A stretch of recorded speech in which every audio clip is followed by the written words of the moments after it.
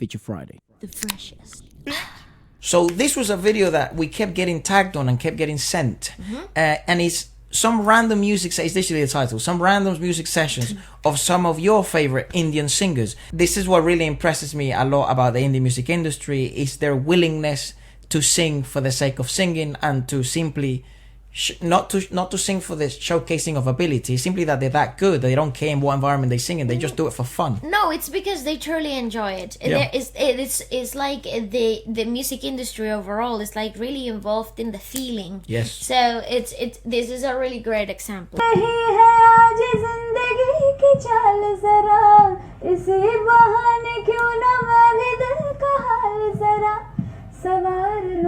She has such a sweet face. Yeah. Like But friendly. look at her, she's just living her best life. हवा के झोंके आज मौसमों से रूठ गए, गुलों की शोखियां जो भंवरे आके लूट गए, बदल रही है आज जिंदगी की चाल जरा, इसी बहाने क्यों ना मैं भी दिल का हाल जरा सवार. See, with her you can notice सवार लूं है सवार लूं. It's so good. with her you can notice maybe a bit more of larynx work than with other singers, even though it's quite minimal, but in that angle you can kind of see more work. So I have questions for you. I also do think that is the positioning of her body that is forcing her to do things that are unnaturally not the same way as if we was standing up. Right. The pulling up of the leg, the tucking in of this, the closing into the hips. All of this has a play on how you're gonna sing. To adapt. Yes, exactly. And she's also pulling back. She's not singing to the full extent of her volume. So all of that modulation would come from inner work, larynx. Yeah. In case you don't know why we're talking about this, it's because something that really amazes us about the Indian music industry, and given Waleska's sort of background in knowing vocal techniques and being coached in this way, and also Sorry. I was gonna sneeze, but he went away. I'm so sorry. no, you will sneeze now. You don't have that superpower. I have that power, I kid you not. No. I really do. Okay, continue. The reason why we talk about this is because in the Indian music, in Hindustani classical, you don't really modulate through the larynx as much as you would do in No, the you don't. Exactly. That's you don't, correct. yeah, in as much as you would in the classical Western sense of music. Yes. And also, if you go to Carnatic, which is Southern classical, is the same shit. They actually add more notes.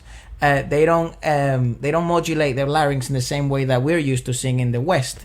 Correct. So that's why I focus on the throat so much. I would highly recommend you look at videos like what was one video that we made where you discussed. Oh, I don't remember. It was a video where we were checking dissecting Katrina Velarde from the Philippines. Yeah. And Vale found this really good diagram and video of the larynx, Yes. and what they do when they sing. There's like there was an X-ray of how exactly the larynx modulate when you're singing, right from the within. So from I'm the sure you'll inside. put it here so people know I what the can- fuck we're talking about. I don't know if okay, I'll So try take to find it. Okay, Yes, next one. I'll try to find it.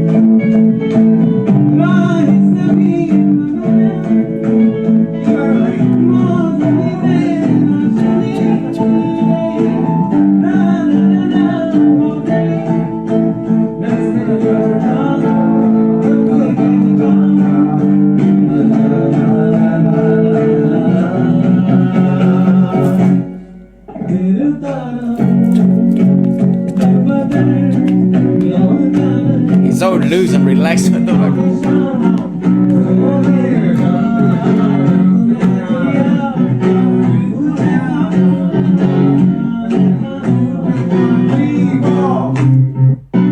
You see, these videos are so interesting to me. Oh, sorry. You can press pause. Because I just wanted to see how he was sitting again, because again these are rehearsal like footage. So this is like a brainstorming session. This is what we call in theater something like running through the song. Yeah. Something that you're just familiarizing yourself with the structure and stuff like that, so you don't really need to be physically involved. in the singing process of it. It's not about the singing quality. It's like in choreographies and dances when they just mock rather than. So yeah, it could be applied in the same manner here. So he's marking through the song. It's more for the musical arrangements than it is for you. But it's really cool because even in this clip, you see that because you're not using the whole full body engagement that they would naturally use, you see a lot of more of this happening, a lot of more of the chin lifting up. So you have more tension coming through the front of the larynx, and it also allows you to reach notes without actually trying to push towards the notes. But it's actually quite physically exhausting too, because you can only sing about like 7 songs in this type of like tension before you actually physically get tired.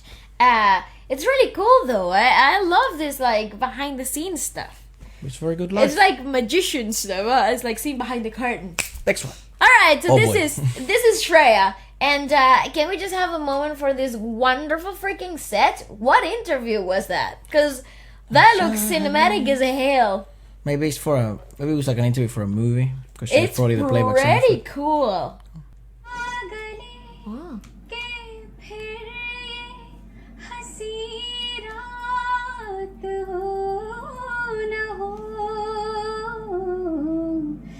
शायद फिर इस जन्म में मुलाकात हो न हो लग जा गले से I love that song. लग जा गले It's so ridiculous that she.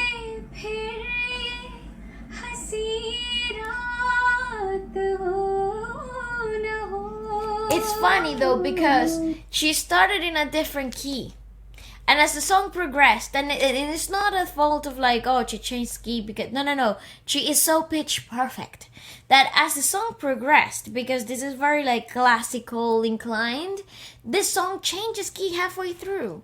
Yeah, I was listening. Or like exactly to your untrained ear. That's what it feels like. You might be in the same key, but you might be working in like the you're working in the micronotes. So by the time the singing phrase finishes, it's finishing on the beginning note of another key, but it's actually in the same key because you're working with all the micronotes in between. Which sounds very classical thing to do. Exactly. It's also, I was listening to this drummer talk about, I forget her name, but she was talking about rupak.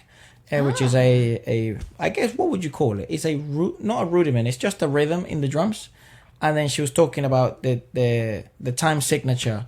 I think if I remember correctly, I looked at it like a week ago. I forgot it. And it's like body, which means it's like deep. There's strong ones, and then I forget what the light notes are called.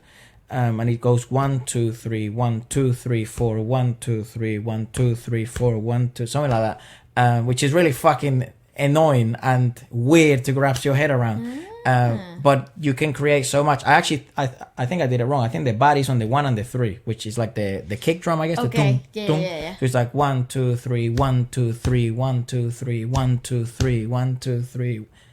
Nice. Nice. 1 2 3 4 1 2 3 1 2 3 4 1 2 3 4 1 2 3 4 1 2 3 4 1 2 3. Right. Yeah, it's really fucking weird. So it feels like you're cross-phrasing, but you're actually working on a 4/4 bar. I mean, you're still working on 12 notes. You're still working in a full bar. Yeah, I know, but to an untrained ear like mine that doesn't know anything about percussion, just about rhythmicality. It seems like I'm cross-phrasing. It feels like you're cross-phrasing. Yeah, I don't know. It's hard. I probably do it. I probably sound like a Thomas. Maybe you should. I'll end you the video. I'll pin it in the comment or something, just so you can see. It's called Rupak. She's a great drummer. She's amazing. She's very enthusiastic, that woman as well. But anyways, next person. This has a strong 2010s energy.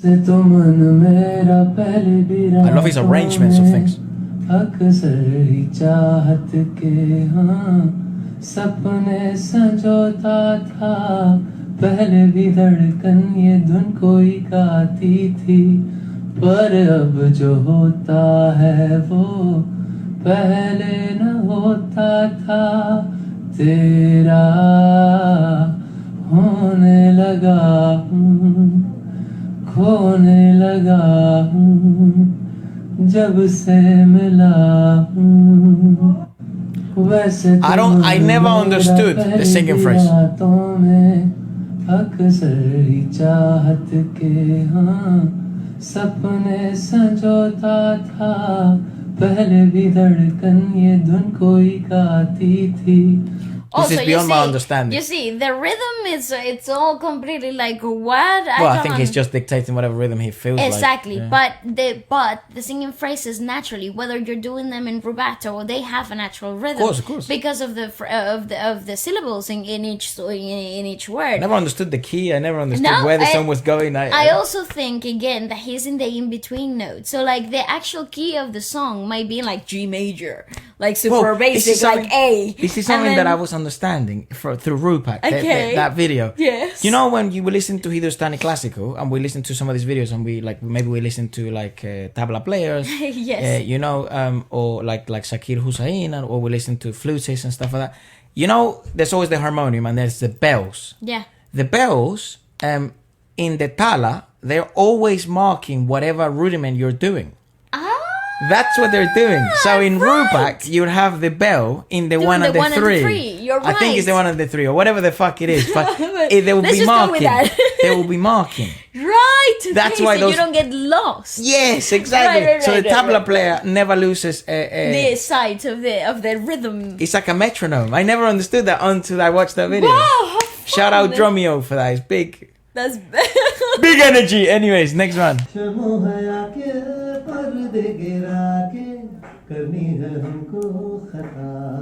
He's so melodious. Melodic.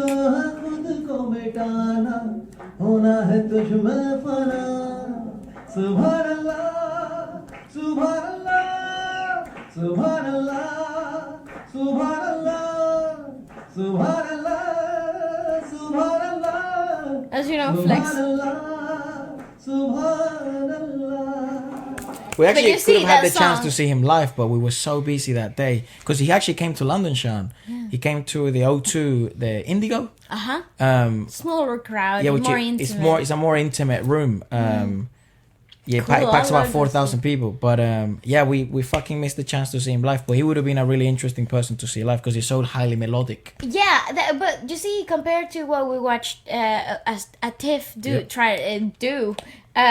is that this song naturally, because it also depends on the compositions, obviously, but it's so much more melodic in the Western sense, so it's recognizable exactly where the singing phrase might go or what exactly might be required. I also think that this particular environment, even though he's singing a cappella, it's more requires more of a singing full effort because it's not a quiet like environment. Yes. You're not whispering, you're not trying to keep the highs too high. Yeah. It's actually you're giving a taster of what you might see in the movie, and for that reason you might be in more control physically. So again, it's a really interesting. Shout out Shan, man. Shan is cool. The inspiration for so many singers. Turn it up, blood. It's a nice.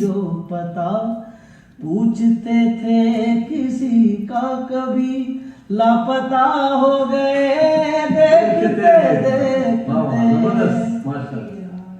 हमसे ये सोच कर कोई वादा करो एक वादे पे उम्रें गुजर जाएंगी ये है दुनिया यहाँ कितने अहले वफा बेवफा हो गए देखते देखते तो पता He's unreal, dude. किसी का कभी जो पता पूछते थे किसी का कभी लापता हो गए देखते देखते.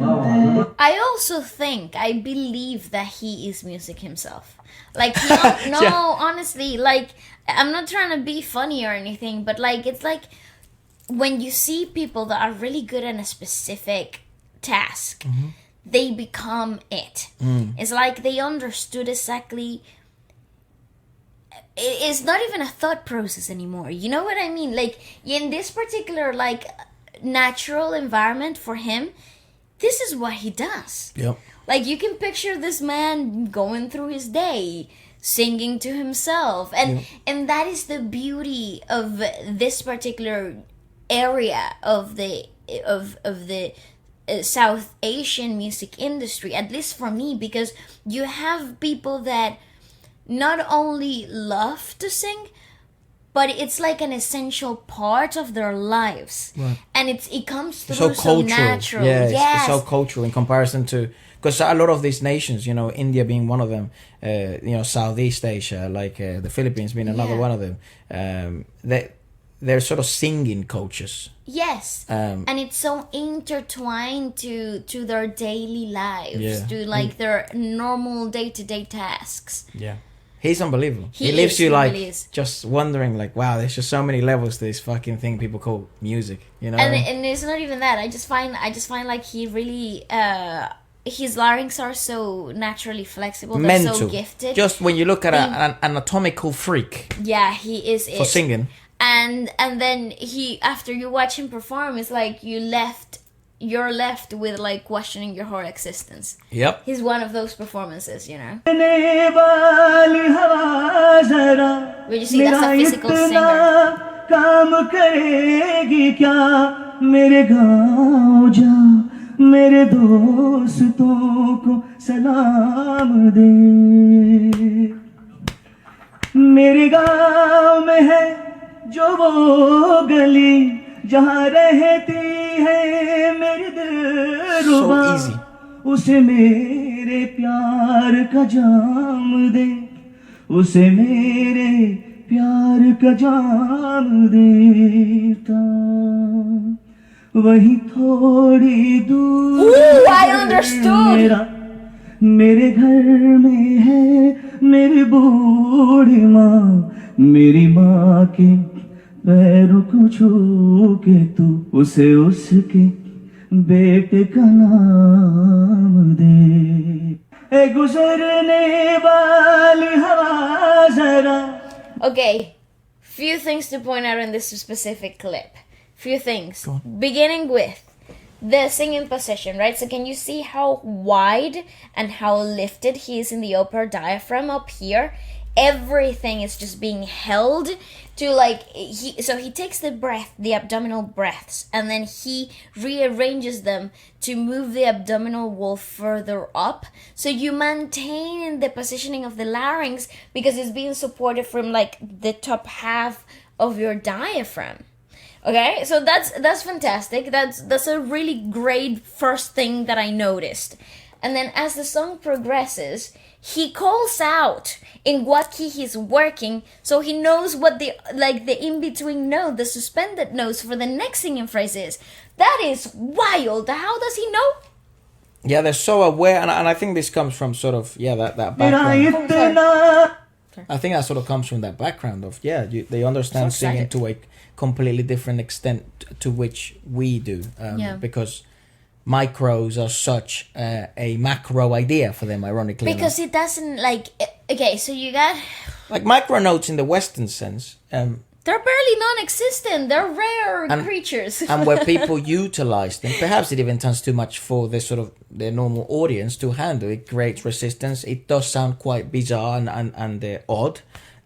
If It creates beautiful melodic tension. yeah, but it seems in India specifically, and maybe South Asia overall, they do, because most things probably originated from fucking India to begin with.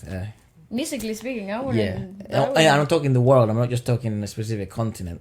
So that's how mental the music history of India is. The more I sort of read about it, the more I get to learn that it's like, wow, maybe that's a good argument. That's the start of everything. Arijit and Pritam. These are like your favorite combos. Right now, Efra is obsessed with the new Pritam Arijit collab that they've done. Yep. For a new movie. I don't even know when the movie is, but I think I've heard the song about 100 times since Friday. How does it go? It goes.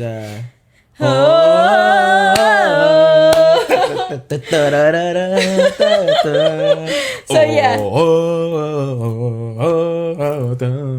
It's so good, and then he goes like, He's probably the wrong key and shit like that. But I don't sing. Ish. Please, copyright gods, let me Yeah, enjoy this song. that's why I'm giving it a break. Fuck me. Some of these I- labels are so mental, man. For like 2 seconds, they're like, ah. Anyways, The whole video, Doc. Really, the whole video? Anyways, go on.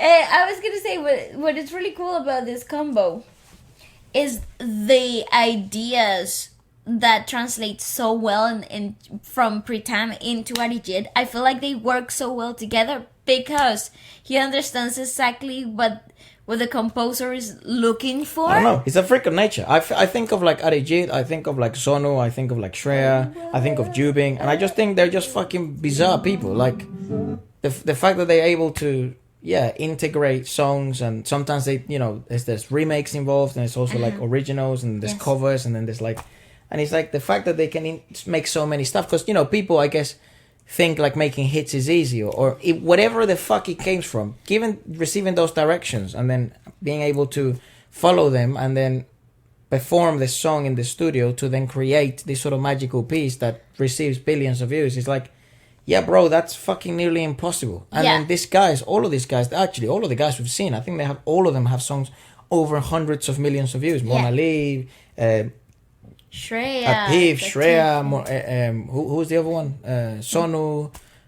So it's like, for them, it's like a bit normal. So maybe their perspectives are a bit fucked because they're so inflated in numbers and stuff. But it's so hard to do what they do. I do think the fact that some of these hits have also internationally broken through. It's a really clear tell of the open communication between the composers, musical directors, to the artists, and then the final composition, mixing and mastering of the final product. I also...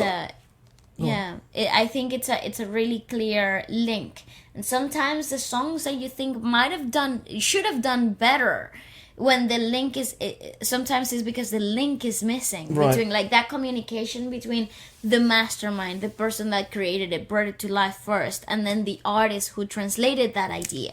Because again, I think the best way to explain it is like how things get lost in translation. So if the artist is not in the same wavelength as the composer, or the original intent of the song, whether it's a remake, a cover, or whatever, the missing magical aspect is not gonna be there. I think like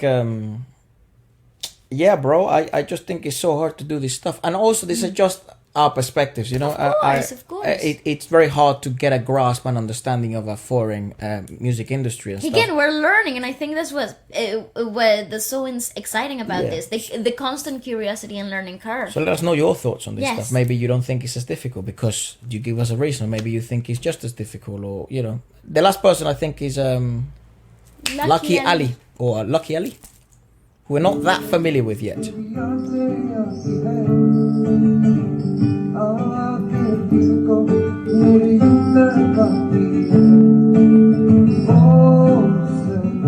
Ooh, that's fantastic.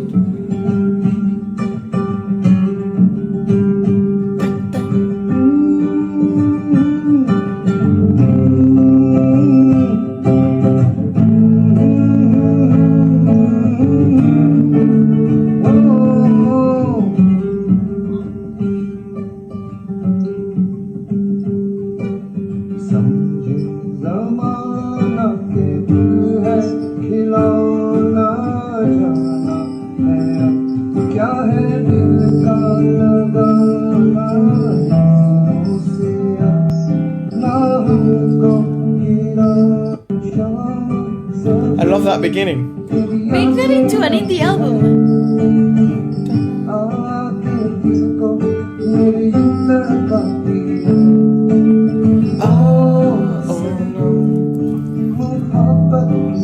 What song is this? I fucking love it. Where have we heard it? I feel like, again, this is the beauty of like getting to know the roots of a genre, because I've always been a fan of indie music. I think indie music is awesome, but because I always thought it originated from the alternative music scene, then they turned acoustic. Psych. Hell no! It came from India, okay? Yeah. And like this evolution. And I guess that also shows how, you know, like the world became intertwined through music, and then things became sort of global. But look, guys, I don't want to make this video too long. Apologies, I do. Really cool. I didn't mean to interrupt your train. No, I have nothing to say. I don't want to make the video too long.